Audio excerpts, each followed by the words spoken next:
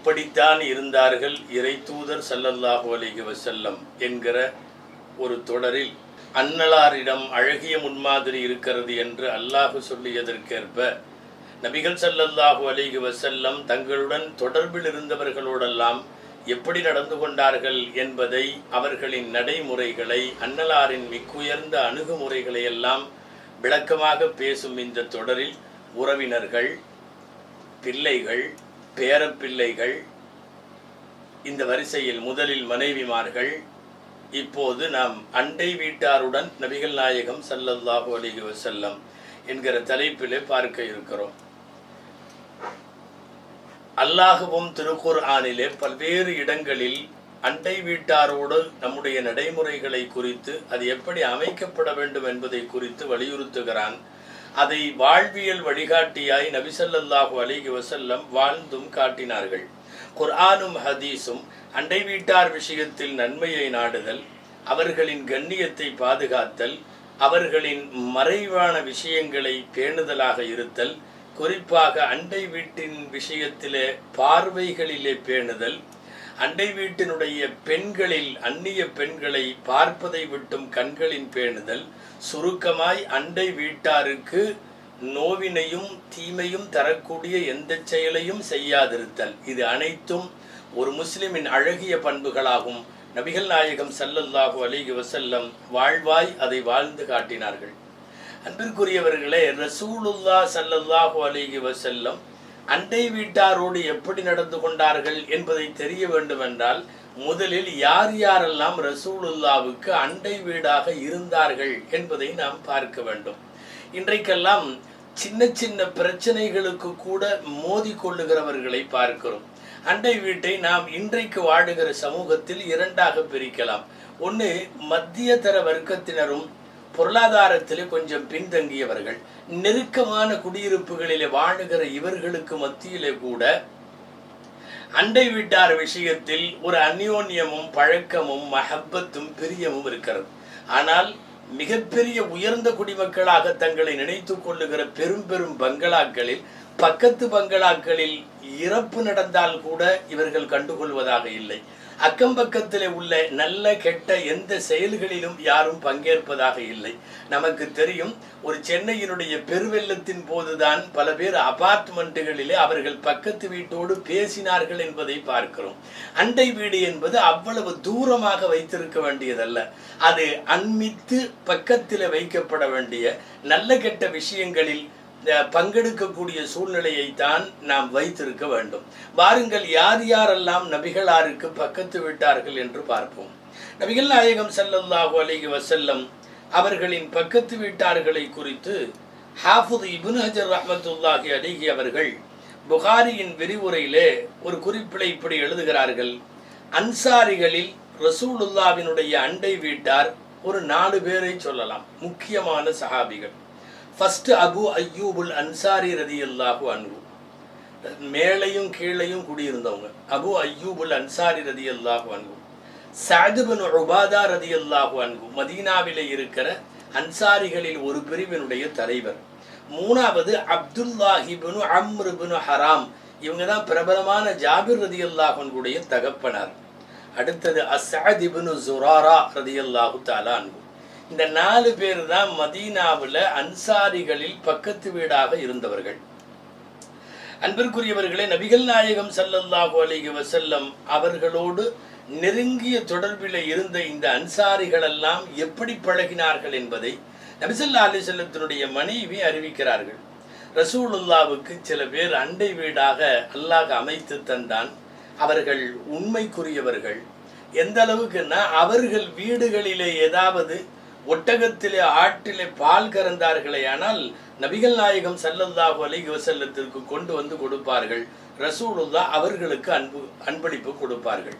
இதுவெல்லாம் மதீனாவினுடைய பக்கத்து வீட்டுக்காரர்களை பற்றிய குறிப்பு.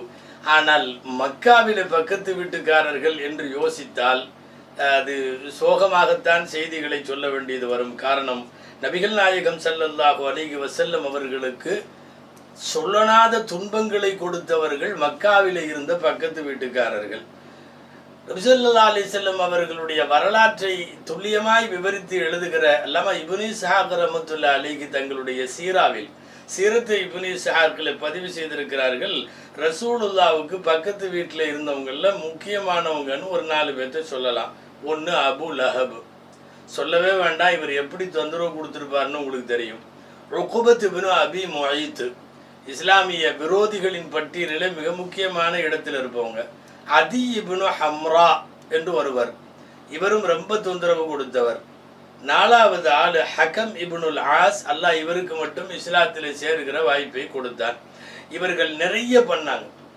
ஆட்டினுடைய கரியை எடுத்து, ஆட்டினுடைய அசிங்கங்களை எடுத்து வீட்டில் தூக்கி போடுவாங்க, வந்து விழுகும். நபிகள் நாயகம் ஸல்லல்லாஹு அலைஹி வஸல்லம் வீட்டு வாசல்ல நிற்கிறப்போ அந்த அறுக்கப்பட்ட இறைச்சியினுடைய கழிவுகள் எல்லாம் வந்து வாசற்படியில விழுகும்.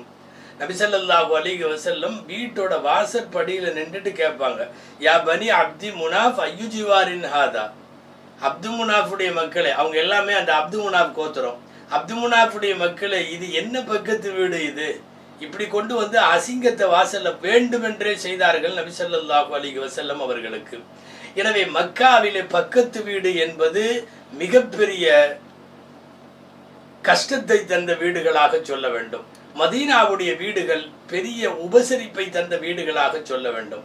சரி, நபிகள் நாயகம் ஸல்லல்லாஹு அலைஹி வஸல்லம் அவர்கள் தந்த தொந்தரவு இருக்கட்டும், நாயகம் பக்கத்து வீட்டாரோடு எப்படி நடந்து கொண்டார்கள், எப்படி நடக்க சொன்னார்கள், இது சம்பந்தமான குர்ஆன் ஹதீஸின் வழிகாட்டல் என்ன என்பதை பார்க்க போகிறோம். அன்பிற்குரியவர்களே, திருக்குர்ஆன் அண்டை வீட்டை 2 டைப்ல சொல்லுது.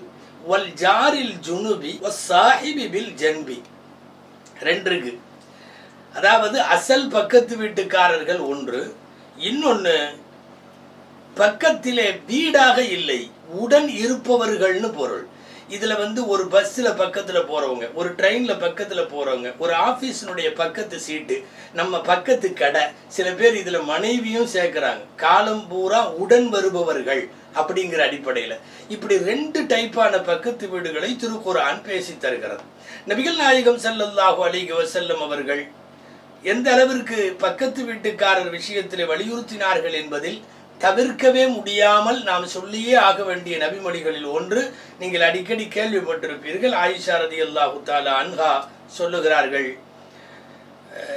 மாசால யூசினி ஜிப்ரீலு பில் ஜாரி ஹத்தா தனன்து அன்னஹு சயுவர்ரிதுஹு. ஜிப்ரீல் அலைஹிஸ்ஸலாம் வரும்போதெல்லாம் எனக்கு பக்கத்து வீட்டுக்காரர் விஷயத்தில் நன்றாக நடந்து கொள்ளுமாறு எனக்கு உபதேசித்து கொண்டே இருந்தார்கள். எந்த அளவிற்கு என்றால், போற போக்க பார்த்தா என் சொத்துக்கு அவரும் வாரிசாயிருவாரோ, எனக்கு அவர் வாரிசு என்று அறிவிக்கப்படுவாரோ என்று நான் நினைத்தேன் என்று நபிகள் நாயகம் ஸல்லல்லாஹு அலைஹி வஸல்லம் சொல்லக்கூடிய ஹதீஸ் புகாரியிலும் முஸ்லிமிலும் 2லும் இடம்பெற்றிருக்கிறது. அன்சாரிகள்ல ஒருத்தர் ரசூலுல்லாவை சந்திச்சு பேசுறதுக்கு வர்றார். அவர் தூரமா தள்ளி நிற்கிறார். நபி ஸல்லல்லாஹு அலைஹி வஸல்லம் யார்கிட்டயோ பேசிட்டு இருக்கிறார். நீண்ட நேரமாக பேசி கொண்டிருக்கிறார்கள். அந்த பேசிட்டு இருக்கிற மனுஷர் போறதாவும் தெரியல. சில நேரம் நம்ம யாருக்காவது காத்திருக்கிறப்ப நமக்கு அவர் மேல கோபமா வரும். இந்த ஆள் இவ்வளவு நேரம் நின்று பேசிட்டு இருக்காரு, நம்ம டைம் வீணாகுதேன்னு. இவரும் நின்றுகிட்டே இருக்கிறார். ரசூலுல்லாவோடு ரொம்ப நேரம் பேசினவர் போகாத பார்த்துட்டு மனசில் நினைக்கிறார், ஏதோ தேவையா வந்திருப்பார் போட்டிருக்கு, அந்த தேவையை இன்னும் ரசூலுல்லா கொடுக்காதனால நின்றுட்டு இருக்காரோ என்னமோ தெரியலையேன்னு நினைச்சிட்டு இருக்கிறப்போ அவர் போயிட்டாரு. அப்போ வந்தார் இந்த சஹாபி. நபி ஸல்லல்லாஹு அலைஹி வஸல்லம் அவர்களிடத்துல வந்து விஷயத்தை சொன்னார். நான் ரொம்ப நேரமா நிக்கிறேன். ஒருத்தர் வந்து பலகத் ரஅய்தஹு, நீ அவரை பார்த்தியான்னாங்க. நபி ஸல்லல்லாஹு அலைஹி வஸல்லம், ஆமா பார்த்தேன். அதத்ரி மன் ஹுவ, அது யாரு என்கிட்ட பேசிட்டு இருந்ததுன்னு தெரியுமான்னாங்க. தெரியல. சொன்னாங்க, ராக ஜிப்ரீல் அலைஹிஸ்ஸலாம், அது ஜிப்ரீல் தான். மாசால யூசினி பில் ஜாரி ஹத்தா தனன்து அன்னஹு சயுவர்ரிதுஹு. ரொம்ப நேரம் அவர் பேசிட்டு இருந்தது எதை பத்தி தெரியுமா? பக்கத்து வீட்டுக்காரர்களோடு பண்போடு நடந்து கொள்ள வேண்டும் என்பதை பற்றி எனக்கு சொல்லிக்கொண்டே இருந்தார்கள். எந்த அளவுக்குன்னா, நான் அந்த பக்கத்து வீட்டுக்காரர் வாரிசாகி விடுவாரோ என்று நினைத்தேன். இன்னைக்கு உள்ள நம்ம பக்கத்து வீட்டோட ரிலேஷன்ஷிப்பை நீங்க கொஞ்சம் யோசிச்சு பார்த்துக்கணும். கொடுக்கல் வாங்கல்ல, நல்லது கெட்டதுகள்ல நாம அவர்களோடு இருக்கக்கூடிய அல்லாஹ்வுடைய பெருங்கிருபையால் சில பேர் அப்படி இருக்கிறார்கள். ஒரு 4 வருஷமோ 5 வருஷமோ குடியிருந்தாலும் மௌத்தா போற வரையும் மறக்க மாட்டாங்க. 2 பேரும் வேற வேற ஊருக்கெல்லாம் வேற வேற நாட்டுக்கு போயிட்டாலும் நாமெல்லாம் பக்கத்து வீட்டில் இருந்தப்போ எவ்வளவு பிரியமா சந்தோஷமா இருந்தோம் என்று தங்களுக்குள்ளே அந்த அண்டை வீட்டினுடைய அன்பை பரிமாறிய காலத்தை நினைத்து பார்க்கிற நல்ல உறவுகள் இன்றைக்கு வரையும் உண்டு. ஆனா இதுக்கு மேற்பட்டு சில பேர் பக்கத்து வீட்டில் அவ யாரு செத்து போனாலும் சரி, ஏதாவது இறப்பாக இருந்தாலும் சரி கண்டுக்க மாட்டாங்க. நபிகள் நாயகம் ஸல்லல்லாஹு அலைஹி வஸல்லம் பக்கத்து வீட்டுக்காரங்க கூட நல்ல முறையில் நடந்துக்கிறத ஈமானுடைய அடையாளமாக சொன்னார்கள். ஹதீஸில் இப்படி வருகிறது, அபூ ஷுரைஹ் ரலியல்லாஹு அன்ஹு அவர்கள் அறிவிக்கிறார்கள், சமிஅத் உதுனாய வ அப்ஸரத் ஐனாய ஹீன தகல்லம அன்-நபியு. ரசூலுல்லாஹ் ஸல்லல்லாஹு அலைஹி வஸல்லம் இந்த ஹதீஸை சொன்னபோது என் கண்கள் பார்த்தது, என் காது கேட்டது. ரசூலுல்லாஹ் இந்த ஹதீஸை சொன்னார்கள். ஹதீஸ் புகாரியிலே இருக்கிறது. என்ன ஹதீஸ்? மன் கான மின்கும் யுமினு பில்லாஹி வல் யௌமில் ஆகிர் ஃபல்யுக்ரிம் ஜாரஹு. அல்லாஹ்வையும் மறுமை நாளையும் ஈமான் கொண்டவனாய் இருந்தா அவன் பக்கத்து வீட்டுக்காருக்கு கண்ணியம் செய்யட்டும். இந்த ஹதீஸை அறிவிப்பாளர் வரிசையில ஒருத்தர் வர்றாரு, அதா ரலியல்லாஹு அன்ஹு. அத்தாஉல் ஹுராசானி அப்படின்னு அவங்களுக்கு பேர். அத்தாஉல் ஹுராசானி இந்த ஹதீஸை அறிவிக்கிறப்போ மாணவர்கள் கேட்குறாங்க, மா ஹக்குல் ஜாரி அலல் ஜார். ஒரு பக்கத்து வீட்டுக்காரனுக்கு இன்னும் பக்கத்துல இருக்கிறவன், அதாவது 2 பேரும் பரஸ்பரம் அவங்க என்னென்ன செய்யணும், இந்த கடமையை பத்தி ரொம்ப சொல்றீங்களே, என்னென்ன செய்யணும்.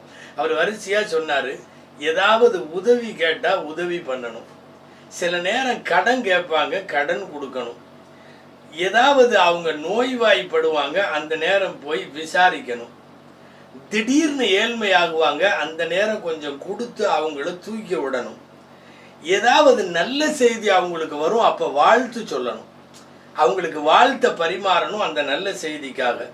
அவங்க குடும்பத்துல ஏதாவது முசீபத்து நடக்கும், துக்க நிகழ்ச்சிகள் நடக்கும், அப்போது ஆறுதல் சொல்ல வேண்டும். இறப்பு நடந்து விட்டால் ஜனாசாவில் கூடவே இருந்து பின்துயர வேண்டும். இதெல்லாம் ஒரு பக்கத்து வீட்டுக்காரங்கள்ட்ட நாம செய்ய வேண்டியது. நாம யோசிச்சு பாருங்க, தேவை அறிந்து கடன் கொடுப்பவர்கள் எத்தனை பேர். நல்ல செய்தி நடந்த உடனே வாழ்த்து சொல்ற, ஊரே வாழ்த்தும், ஆனா பக்கத்து வீட்டுக்காரன் வாழ்த்த மாட்டான். ஊரே வந்து விசாரிச்சுட்டு போகும் என்ன நடந்துச்சுன்னு, பக்கத்துல உள்ளவன் எதுவும் பண்ண மாட்டான். ஆனால் பக்கத்து வீட்டுக்காரர் இதையெல்லாம் செய்ய வேண்டும். ஒரு பெரியவருடைய வரலாற்றில் எழுதுவார்கள், அவர் வந்து கடன் கேட்டு வாங்கிட்டு போனதுக்கு அப்புறம் இவர் கதவை சாத்திட்டு உட்காந்து அழுகுவார் பக்கத்து வீட்டுக்காரர். அதான் கடன் கேட்டாரு, நீங்க ஒண்ணு இல்லைன்னு சொல்லிங்களே, கொடுத்துட்டீங்களே, கொடுத்ததுக்கு அப்புறம் ஏன் உட்காந்து அழுகுறீங்கன்னா அவர் சொல்லுவாரு, இல்ல அவர் இப்படி ஒரு கடன் கேட்கிற தேவையில இருக்காருன்னு நான் எனக்கு தெரிஞ்சு நானா கொண்டு போய் கொடுக்கலையே, அவன் என் வீட்டு ஹாஸ்பிட்டல்ல வந்து எனக்கு கொஞ்சம் பணம் தாங்கன்னு கேட்கிற மாதிரி வச்சுட்டனே என்று நினைத்து, இதுவெல்லாம் வரலாறுகளிலே மட்டும் பார்க்க முடிகிறது. இன்றைய பொருளாதார உலகத்தில் இதுவெல்லாம் இல்லை. நபி ஸல்லல்லாஹு அலைஹி வஸல்லம் எந்த அளவிற்கு இதை வலியுறுத்தினார்கள். அத்தாவுல் ஹுராசானி இப்ப இதை எல்லாம் பட்டியல் போடுறாருல, பட்டியல் இன்னும் முடியல. சொல்றாரு, அவனுக்கு செல்லும் காற்றின் பாதையை நீ தடுக்க வேண்டாம். இன்னைக்கு நிறைய பெரிய அபார்ட்மெண்ட்டுகள்ல பக்கத்து வீடுகள்ல உள்ள பிரச்சனையே அதுதான். செவரை எழுப்பி கட்டி மறைச்சிடுறது, அவன் வீட்டை இருட்டாக்கி அவனுக்கு காத்து போற இது இல்லாம பண்ணி அவனுடைய காற்றை தடுக்க வேண்டாம். இப்படியெல்லாம் நபி ஸல்லல்லாஹு அலைஹி வஸல்லம் அவர்கள் வலியுறுத்திய செய்தியை தான் சொல்லுகிறார்கள். அத்தாவுல் ஹுராசானி, பழம் வாங்கினால் கூட பக்கத்து வீட்டுக்கு சேர்த்து வாங்கி கொண்டு போய் பங்கிடுங்கள். ஒருவேளை அவங்களுக்கு தர முடியாத சூழ்நிலை வந்துச்சுன்னா அந்த வீட்டு குழந்தைகள் பார்க்கும் வண்ணம் இல்லாமல் உங்கள் குழந்தைகளை அவர்கள் பார்க்கும் வண்ணம் சாப்பிடாமல் இருக்க செய்யுங்கள்.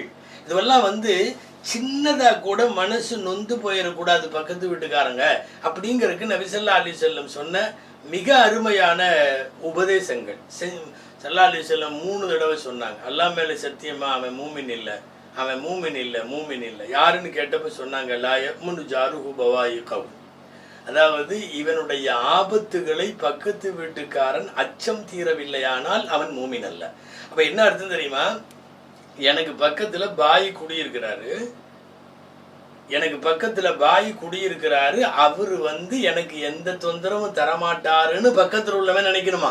அவன் பாயா இருக்கலாம், மதம் கடந்தவனாக கூட இருக்கலாம். தன்னை பொறுத்தவரை இந்த மாதிரி அச்சம் தீருகிற ஒரு சூழ்நிலை வந்தால்தான் அவன் உண்மை முஃமின் என்கிறார்கள் நபிகள் நாயகம் ஸல்லல்லாஹு அலைஹி வஸல்லம் அவர்கள். நல்லா தெரிஞ்சுக்கணும், பக்கத்து வீட்டுக்காரங்களுக்கு தொந்தரவு தர்றதுனால என்ன நடக்க போகுதுன்னு இல்லை. ஒரு ஹதீஸ் என்ன சொல்லுது தெரியுமா? வேற பக்கம் செய்யற பாவத்தையே பக்கத்து வீட்டுக்காரங்கள்ட்ட செஞ்சா அதுக்கு தண்டனை கூட. மிக்தாத் ரலியல்லாஹு தஆலா அன்ஹு என்கிற சஹாபி அறிவிக்கக்கூடிய ஒரு ஹதீஸ் முஸ்னத் அஹ்மதுல பதிவாகி இருக்கிறது. அல்லாம அஹ்மது இப்னு ஹம்பல் ரஹ்மத்துல்லாஹி அலைஹி பதிவு செய்யறாங்க. கொஞ்சம் ஹதீஸை கேளுங்களேன் என்னன்னு.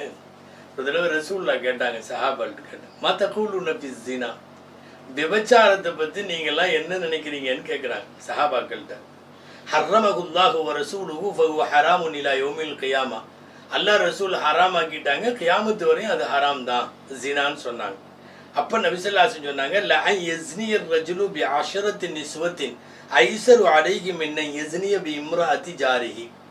வெளியில 10 பொம்பளைகள்கிட்ட ஒருத்தன் விபச்சாரம் பண்ணி முடிச்சான்னா அதை விடவும் ஆக கடுமையானது பக்கத்து வீட்டில் இருக்கிற பெண்ணோடு அவன் ஜினா செய்வது.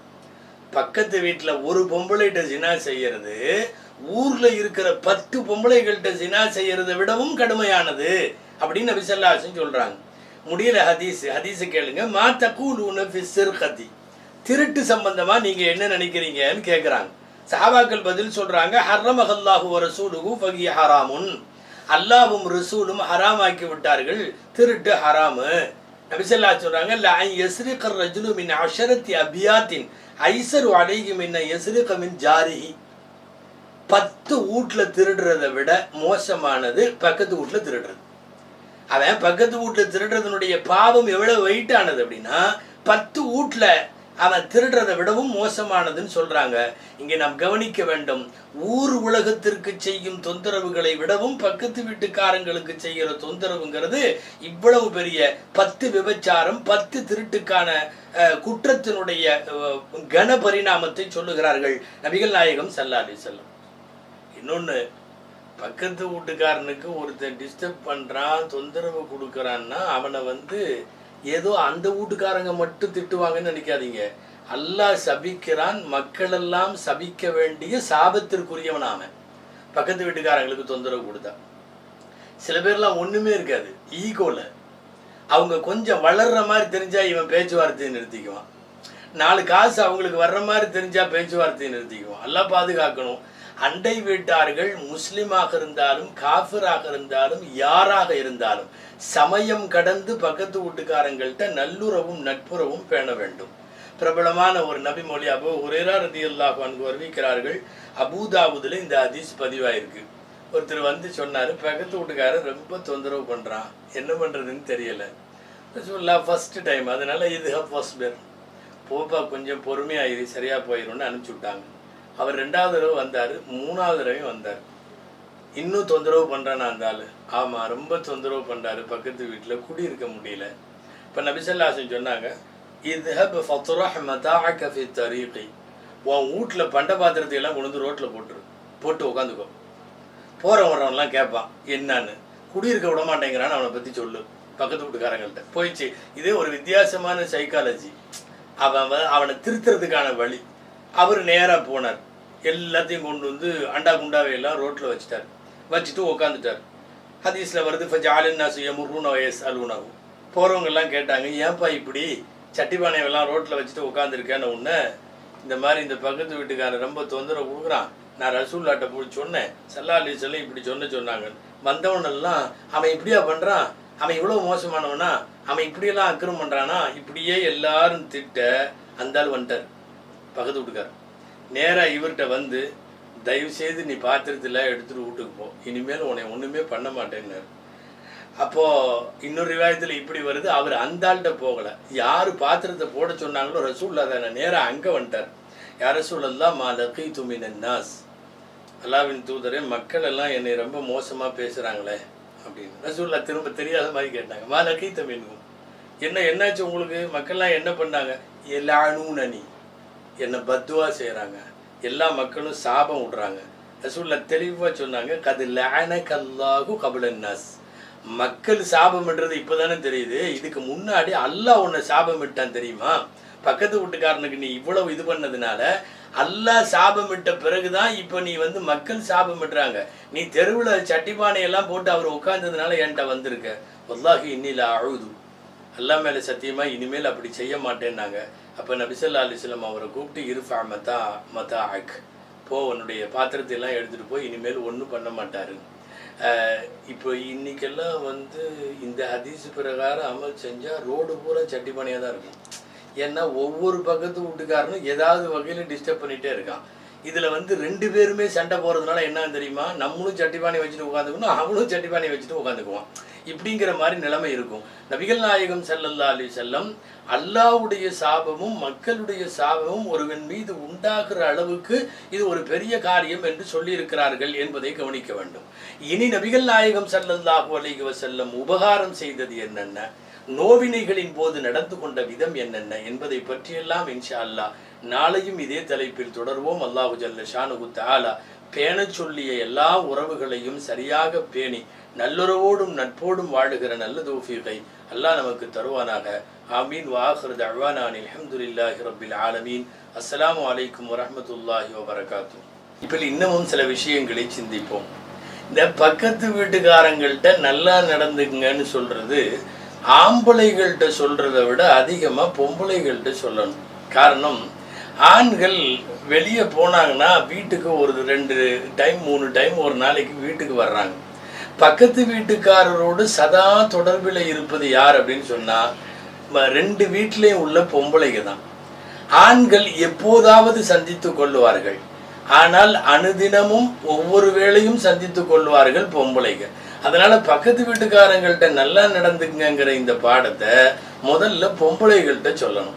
சரி, நபி ஸல்லல்லாஹு அலைஹி வஸல்லம் அந்த மாதிரி பொம்பளைகளுக்கு ஏதாவது சொல்லியிருக்காங்களா அப்படின்னு ஹதீஸில் தேடி பார்த்தா தபரானியிலே வருகிறது, திருமிதி ஷரீஃபில் வருகிறது ஒரு ஹதீஸ். அபூ ஹுரைரா ரலியல்லாஹு அன்ஹு அறிவிக்கிறார்கள், நபி ஸல்லல்லாஹு அலைஹி வஸல்லம்ட்ட ஒரு பொம்பளையை பற்றி ஒரு பெண்ணை பற்றி பேசினாங்க. இன்ன ஃபுலானத்தன் யுத்கரு மின் கத்ரத்தி ஸலாத்திஹா வ சியாமிஹா வ ஸதகத்திஹா. ஒரு பெண் அதிகமாக தொழுகிறாங்க, நோன்பு வைக்கிறாங்க, தான தர்மம் செய்கிறாங்க. கைர அன்னஹா துதி ஜீரானஹா பிலிசானிஹா. ஆனால் தன்னுடைய நாவால் பக்கத்து வீட்டுக்காரங்களுக்கு ரொம்ப தொந்தரவு கொடுக்குறா அந்த பொம்பளை. வாய் சரியில்லை, இந்த பொம்பளை ரொம்ப பக்கத்து வீட்டுக்காரங்கள்ட்ட வம்பளக்கும், சண்டை பேசும் அப்படின்னு சொன்ன உடனே நபி ஸல்லல்லாஹு அலைஹி வஸல்லம் ஹிய ஃபின்னார், அது நரகத்தில் அந்த பொம்பளை இருக்குன்னு சொல்லிட்டாங்க. இதுக்கு நேர் மாற்றமான ஹதீஸும் இருக்குது. பொம்பளை அதிகமாகலாம் தொழுகை இபாதத்தெல்லாம் கம்மி தான். யுத்கரு மின் கில்லத்தி சியாமிகா வ சலாத்திகா வ சதகத்திகா. ஒரு பொம்பளை குறைவாகத்தான் நோன்பு இபாதத்தெல்லாம் செய்யுது. வலா துதி ஜீரானஹா பிலிசானிஹா. தன்னுடைய நாவால் பக்கத்து வீட்டுக்காரங்களுக்கு எந்த தொந்தரவும் தர்றதில்லைன்னு சொன்னப்ப ஹிய ஃபில் ஜன்னா, அந்த பொம்பளை சொர்க்கத்தில் இருக்குன்னு சொன்னாங்க.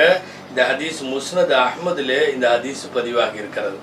இப்போ என்ன தெரியுதுன்னா, பொம்பளைகளில் தன்னுடைய வாயால் பக்கத்து வீட்டுக்காரங்களுக்கு தொந்தரவு தரக்கூடாது. எப்போ பார்த்தாலும் சில பக்கத்து வீட்டில் பார்த்தீங்கன்னா இடித்து காட்டுறது, குத்தி காட்டுறது. சில வீடெல்லாம் இங்கே பேசினா பக்கத்து வீட்டுக்கு கேட்கும். வேணுமென்ட்டே தன்னுடைய மகனையோ மகளையோ வச்சுக்கிட்டு அவங்கள்ட்ட பேசுகிற மாதிரி பக்கத்து வீட்டை அட்டாக் பண்ணுறது. இதெல்லாம் பொம்பளைகள்கிட்ட அன்றாடம் சில இடங்களிலே நடக்கக்கூடிய செயல்.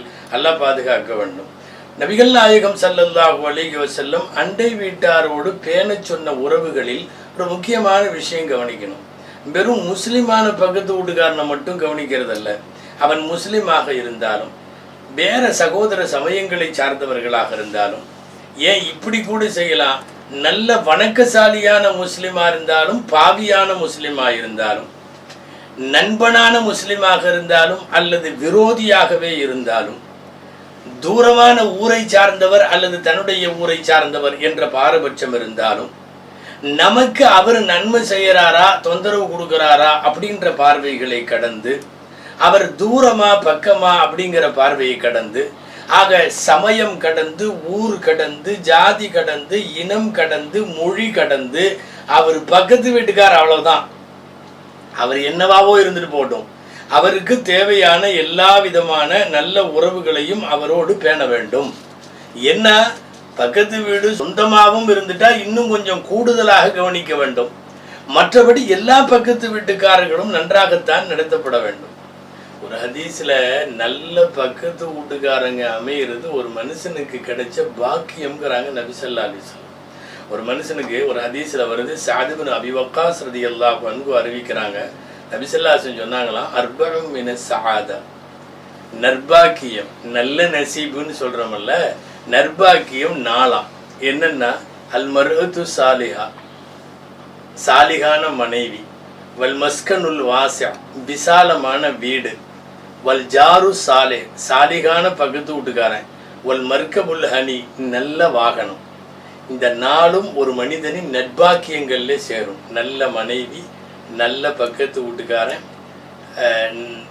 விசாலமான வீடு, நல்ல வாகனம். இந்த 4ம் இதுக்கு நேர் மாத்தம் 4 துர்பாக்கியம். எது?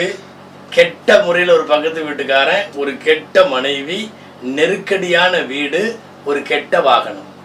இதெல்லாம் நற்பாக்கியங்களில் துர்பாக்கியங்களில் எவைகளை சேரும் என்று நபிகள் நாயகம் ஸல்லல்லாஹு அலைஹி வஸல்லம் பட்டியலிட்டிருக்கிறார்கள். அன்பிற்குரியவர்களே, இங்கே இன்னொரு விஷயம் கவனிக்க வேண்டும். பக்கத்து வீடுன்னா எவ்வளோ பக்கத்து வீடு? Left right 2 மாட்டுமா? இல்லை ஒரு 4 வாசப்படி வச்சுக்கலாமா? ஒரு 5 வீடு வச்சுக்கலாமா? ஒரு தெரு வச்சுக்கலாமா? யார் எப்படி பக்கத்து வீடுன்னு வைக்கிறது? பல்வேறு கருத்து வேறுபாடுகள் உலமாக்களிடத்தில் நிகழ்ந்தாலும் அல்லாமா இப்னு ஹஜர் ரஹ்மத்துல்லாஹி அலைஹி ஸஹீஹுல் புகாரியினுடைய விரிவுரையாளர் ஒரு செய்தி எழுதுகிறார்கள். மன் சமிஅன் நிதாக ஃபஹுவ ஜாரின். பாங்கொலி அழைப்பு எவ்வளவு தூரம் ஒரு குடும்பத்தில் ஒரு மஹல்லாவில் கேட்குதோ அவங்கெல்லாம் பக்கத்து வீட்டுக்காரங்களாம். அப்படின்னா இந்த பக்கம் செவுறு தொட்ட வீடு, இந்த பக்கம் செவுறு தொட்ட வீடு இல்லை, அந்த தெருவே, அந்த மஹல்லாவே பக்கத்து வீடு அப்படிங்கிறாங்க. ஒரு தடவை இப்னு ஹஜர் ரஹ்மத்துல்லாஹி அலைஹி தான் எழுதுறாங்க. மார்க்க அறிஞர்கள்ட்ட கேட்கப்படுது.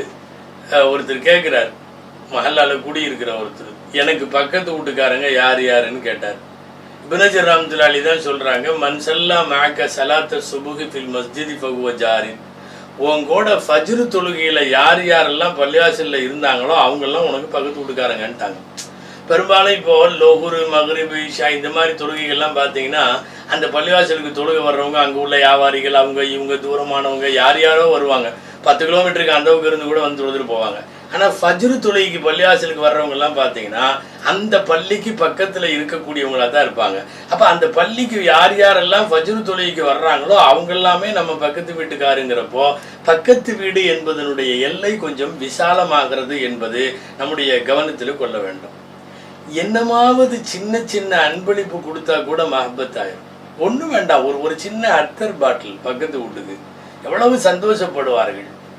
ஏதாவது எங்காவது வெளியில போய் நாம் வாங்கி வருகிற போது ஒரு வெளிநாடோ ஒரு பக்கத்து வீட்டுக்காரையும் கொஞ்சம் மனசுல சேர்த்துக்கிட்டா, நீங்க பக்கத்து வீட்டுக்காரருக்காக செய்யல, அல்லாஹ் ரசூலுக்காக. இது ஒரு மிகப்பெரிய சுன்னத் என்கிற அடிப்படையில செய்யறோம். பொம்பளைகளை பார்த்து தான் சொல்றாங்க நபி ஸல்லல்லாஹு அலைஹி வஸல்லம், யா நிசா அல் முஸ்லிமாத், தாய்மார்களே, லா தஹ்கிரன்ன ஜாரத்துன் லி ஜாரத்திஹா, எந்த ஒரு பொம்பளையும் பக்கத்து வீட்டு உள்ள பொம்பளையை லேசா கருத வேண்டாம், லேசா கருத வேண்டாம்னு சொல்லிட்டு ஆட்டு கறி குழம்பு வச்சிங்கன்னா அதுல உள்ள ஏதாவது கொஞ்சம் மிச்சமாச்சுன்னா கூட, கொஞ்சம் இருந்தா கூட அதை அவங்களுக்கு கொடுத்து, மிச்சமாகணும்னு அவசியம் இல்லை, நாம செஞ்சதுல கொஞ்சம் கொடுத்தா கூட அது பெரிய விஷயம். குறைவான பொருள் தருகிறோமே என்று நீங்கள் அதை அற்பமாக கருத வேண்டாம் என்கிறார்கள் நபி ஸல்லல்லாஹு அலைஹி வஸல்லம். ரசூலுல்லாஹ் தாய்மார்களேன்னு கூப்பிட்டு இது சொன்னதுக்கு காரணம் என்ன தெரியுமா? பக்கத்து வீட்டுக்காரர்களோடு தொடர்பில் நெருக்கமாக இருப்பது, அதிக தொடர்பு வைத்திருப்பது என்பது ஆண்களை விட பெண்கள் தான் என்கிற காரணத்தால்.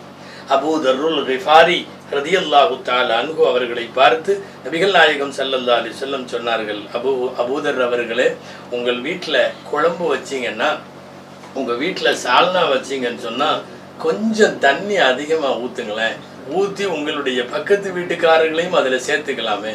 அதாவது கெட்டியா திக்கா குழம்பு வச்சு நம்ம வீட்டுக்கு மட்டும் வச்சுக்க முடியும், கொஞ்சம் தண்ணியை அதிகமாக ஊற்றுனா பக்கத்து வீட்டுக்காரங்களுக்கும் கொடுக்க முடியுங்கிறப்போ நீங்கள் அதை செய்யலாமே என்கிறார்கள். அபூதருல் கிஃபாரி ரலியல்லாஹு தஆலா அன்ஹு காலமெல்லாம் இந்த செயலை செய்து கொண்டே இருந்ததை பார்க்கிறோம். எந்த அளவுக்கு தெரியுமா? பக்கத்து வீட்டுக்காரரு தேவை உள்ளவருன்னு நமக்கு தெரியும், இன்னைக்குள்ள நடைமுறையை சொல்கிறேன். அவங்க ஏழைப்பட்டவங்கன்னு தெரியும், அவங்க வீட்டில் இன்னைக்கு பெருசாக நல்ல சமையல் இல்லைன்னு தெரியும். இங்கே தடபுடலாக ஒரு சமையல் நம்ம வீட்டில் நடக்குதுங்கிறது இருக்கிறப்போ மிச்சமாகி கொண்டு போய் குப்பையில் போடுறவன் இருக்கான், ஆனால் பக்கத்து வீட்டுக்கு தரமாட்டான். மீதியாகி கொண்டு போய் யாருக்காவது எரிஞ்சிட்டு போகிறவன்லாம் இருக்கான், ஆனால் உணவு தேவை உடைய பக்கத்து வீட்டுக்காரனுக்கு ஒன்று நல்லா தெரிஞ்சுக்கணும். பசியால் வயிற்றை சுருட்டி கொண்டு ஒரு வீடு படுத்திருக்கிறது என்றால் பக்கத்து வீட்டுக்காரன் சரியான முஸ்லிம் அல்ல என்று உலகத்தில் அண்டை வீட்டார் குறித்து அழகிய நயத்தை உலகத்திலே முதலாக பேசியவர்கள் நபிகள் நாயகம் ஸல்லல்லாஹு அலைஹி வஸல்லம் அவர்கள். ஏராளமான ஹதீஸுகள் இப்படி இருக்கிறது. குறிப்பா ரசூலுல்லாவுக்கு ஸல்லல்லாஹு அலைஹி வஸல்லம் அவர்களுக்கு 10 ஆண்டு காலம் பணிவிடை செய்யும் பாக்கியத்தை பெற்ற ஹதரத் அனஸ் ரலியல்லாஹு தஆலா அன்ஹு பக்கத்து வீட்டுக்காரங்கள்ட்ட ரசூலுல்லா நடந்தது சம்பந்தமா நிறைய ஹதீஸுகளை தெரிவித்திருக்கிறார்கள். நபிகள் நாயகம் ஸல்லல்லாஹு அலைஹி வஸல்லம் பக்கத்து வீட்டுக்கார் ஒரு தடவை பாரசீகர் குடியிருந்தார். கவனிங்க, மதம் கடந்து ஒரு மனித குலத்தினுடைய மனிதாபிமானத்தினுடைய வெளிப்பாடு இது. அவரு நெருப்பை வணங்குறவர். நபிகள் ஸல்லல்லாஹு அலைஹி வஸல்லம் ஒரே அல்லாஹ்வை வணங்குபவர்கள். ஆனால் இருவரும் பக்கத்து வீடு. அவர் குடும்பத்தோடு வந்து ரசூலுல்லாவை அழைத்து விருந்து கொடுப்பார். நபிகள் நாயகம் ஸல்லல்லாஹு அலைஹி வஸல்லம் குடும்பத்தோடு அவர்களுடைய வீட்டுக்கு சென்றிருக்கிறார்கள் என்று பார்க்கிறோம். இதுவெல்லாம் சமயம் கடந்து பக்கத்து வீட்டுக்காரர்களை கவனித்துக் கொள்ள வேண்டும் என்பதற்கு சொல்லப்பட்ட மிகப்பெரிய செய்தி. நபிகள் நாயகம் ஸல்லல்லாஹு அலைஹி வஸல்லம் இப்படி பக்கத்து வீட்டுக்காரோடு நடந்து கொண்ட நிறைய செய்திகள். உம்மு சலமா ரலியல்லாஹு அன்ஹா வீட்டில் நபி ஸல்லல்லாஹு அலைஹி வஸல்லம் இருந்தாங்க. அப்போ நபி ஸல்லல்லாஹு அலைஹி வஸல்லம் அவர்களோடு உம்மு சலமா ரலியல்லாஹு அன்ஹா படுத்திருக்கிற நேரம் பக்கத்து வீட்டு ஆடு உள்ள வந்துருச்சு. நேரா வீட்டுக்குள்ள போயிடுச்சு. ஆடு உள்ள போனது, ரொட்டி துண்டு ஒன்று அங்க வச்சிருந்தாங்க. அந்த ரொட்டி துண்டை வாயில கவ்விருச்சு. ஆடு ரொட்டி துண்டை கவ்விருச்சு. நான் சொல்லக்கூடிய இந்த ஹதீஸ் தபரானியில இருக்கிறது.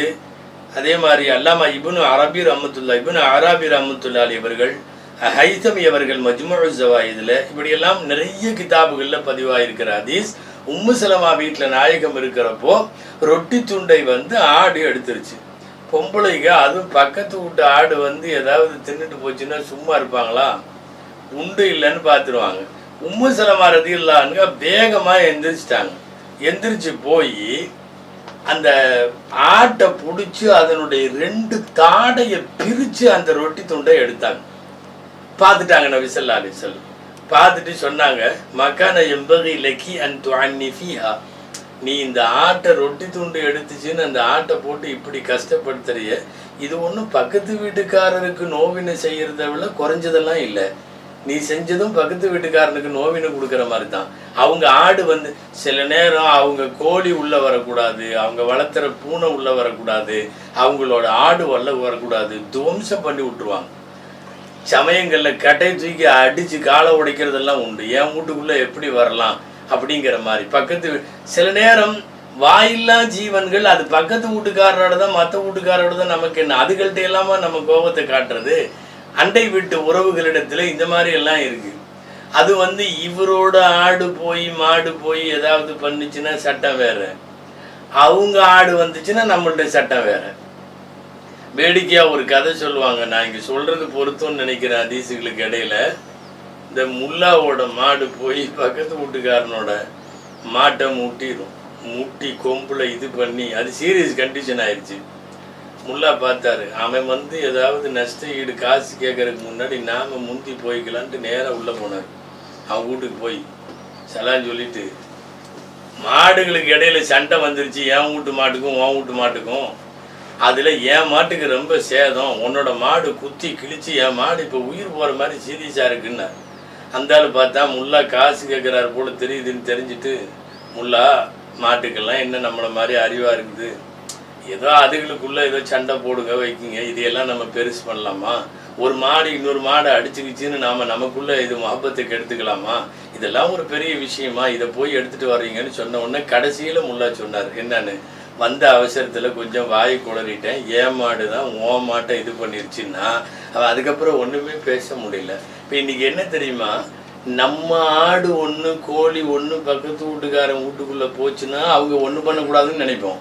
ஆனா அவங்களுடைய ஏதாவது ஒரு பிராணி இங்க வந்துருச்சு அப்படின்னா அவ்வளவுதான். இதுல இந்த குப்பையை கொட்டுறதுல, அந்த தண்ணியை ஒழுக விடுறதுல, இதுல எல்லாம் எக்கச்சக்கமான சண்டைகள் சின்ன சின்னதாக வரும்.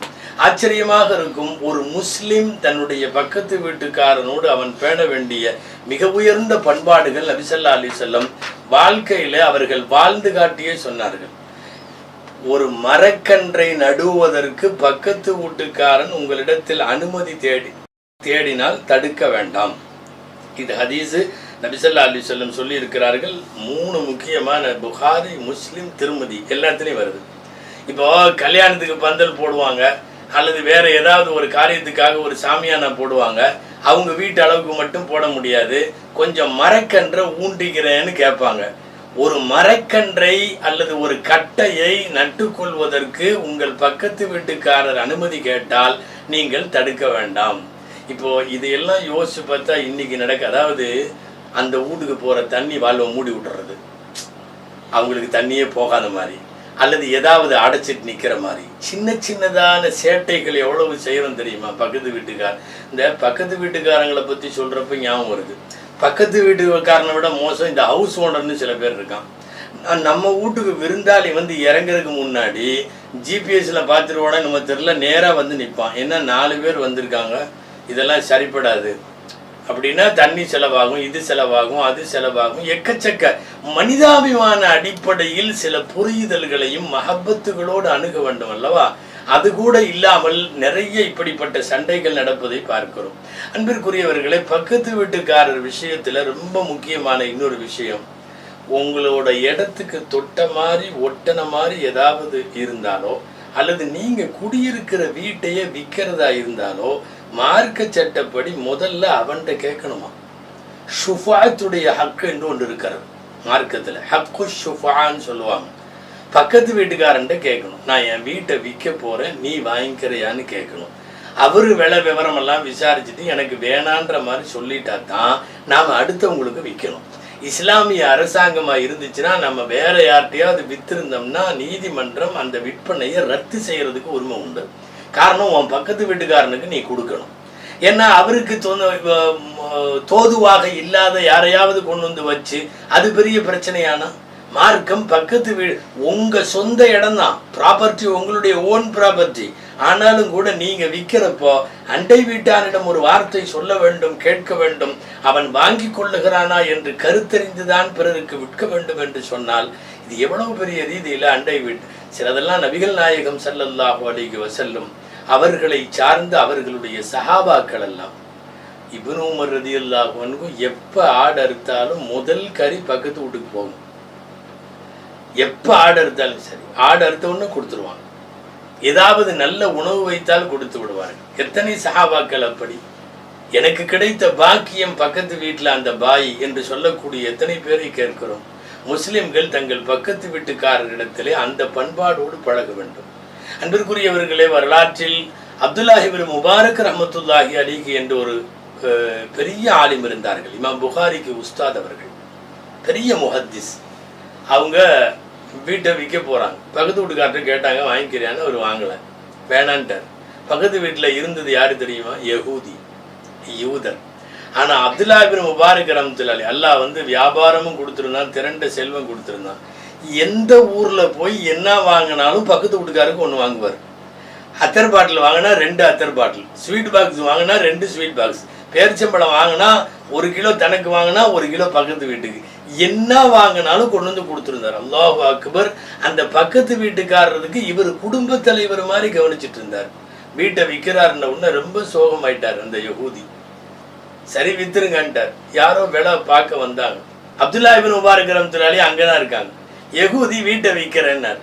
அப்துல்லாஹ் இப்னு முபாரக் சொன்னாங்க, எனக்கு வீடு தேவையில்லை, நீ யாருக்காவது வித்துருந்தாங்க. அந்த யஹூதி ஒவ்வொருத்தருட்டையா போய் வீடு சொன்னாப்புல. எப்படி வீடு சொன்னாப்புலன்னா விலை டபுள் மடங்கா ட்ரிபிள் மடங்கா விலை சொன்னாப்புல.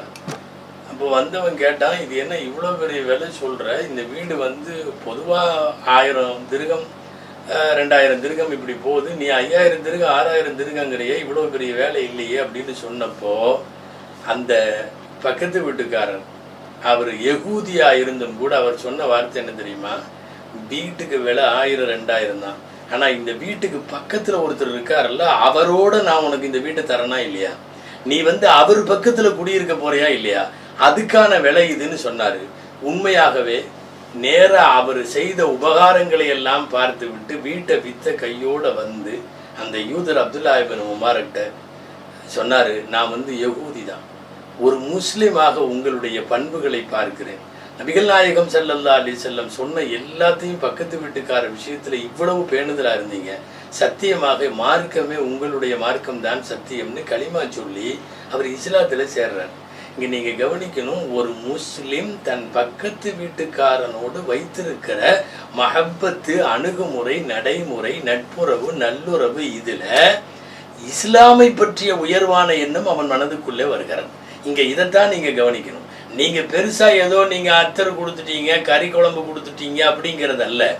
உங்களை பொறுத்தல்ல, நீங்கள் சார்ந்திருக்கிற மார்க்கத்தை பற்றிய மதிப்பீடு அவரிடத்தில் எவ்வளவு உயர்கிறது, நீங்கள் அங்கே அதைத்தான் பார்க்க வேண்டும். சொல்ல போனால் ஒரு சகோதர சமயத்தவர்களிடத்திலும் கூட நல்ல அணுகுமுறை என்பது உங்கள் இஸ்லாமிய மார்க்கத்தை பற்றி நீங்கள் செய்யக்கூடிய அழகான தாவா. அது மிகப்பெரிய இஸ்லாத்தை பற்றிய நல்லெண்ணத்தை பிறருடைய உள்ளத்திலே உங்களின் குணத்தின் மூலமாக நீங்கள் ஏற்படுத்தியிருக்கிறீர்கள். இதுதான் சுன்னத்துகளிலே பெரிய சுன்னத். எனவே நபிகள் நாயகம் ஸல்லல்லாஹு அலைஹி வஸல்லம் அவர்கள் அண்டை அயலாளர்களோடு எப்படியெல்லாம் இருக்க வேண்டும் என்றார்களோ அதையெல்லாம் பேண வேண்டும். நான் ஆரம்பத்தில் சொன்னது போல் பக்கத்து வீடு மட்டுமல்ல, பக்கத்து இருக்கை, பக்கத்திலே பயணிப்பவர், பக்கத்திலே அலுவலகம் வைத்திருப்பவர், பக்கத்திலே கடை வைத்திருப்பவர் என்று எல்லாவிதமான அண்டையினரையும் நாம் அனுசரித்தும் நல்லுறவோடும் பேணி வாழ வேண்டும். அல்லாஹ் கிருபை செய்வானாக. ஆமீன். வாஹிரு தஅவானா அல்ஹம்துலில்லாஹி ரப்பில் ஆலமீன். அஸ்ஸலாமு அலைக்கும் வரஹ்மத்துல்லாஹி வபரகாத்துஹு.